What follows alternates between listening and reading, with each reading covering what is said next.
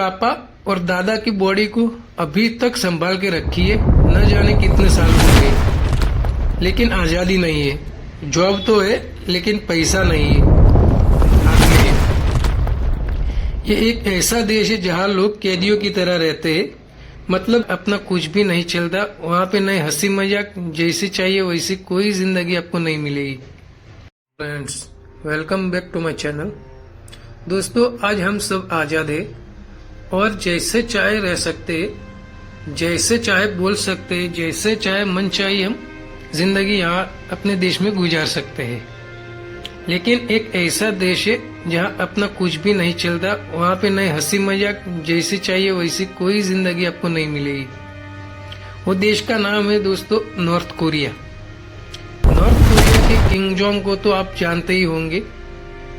दोस्तों, ये king Jong ने अपने पापा और दादा की बॉडी को अभी तक संभाल के रखी है। न जाने कितने साल हो गए, लेकिन उनका मानना है कि कभी न कभी ऐसी टेक्नोलॉजी डेवलप होगी तो मैं ये दोनों को जिंदा कर लूंगा। ये मानो कि एक पागलपंथी जैसी बात है। किंग जॉन जब सुबह उठते हैं तो चप्पल पहनाने के लिए 2 लड़कियां खाली रहती है, और उससे पहले 2 लड़के रहते थे चप्पल पहनाने के लिए। तो एक दिन हड़बड़ी में गलती से दोनों चप्पल अलग अलग पहना दी उन लड़कों ने। उसके बाद आज तक दोनों लड़कों का कोई पता ही नहीं चला, क्योंकि हम सबको पता है किंग जोंग के राज में गलती की सजा सिर्फ मौत है। क्योंकि मेरे से बड़ा कोई भगवान नहीं है, ऐसा किंग जोंग की कहना है। वो क्या जॉब करेगा, कितना पगार मिलेगा, क्या पहनेगा, किससे शादी करेगा, वो सब चीज किंग जोंग के हाथ में है।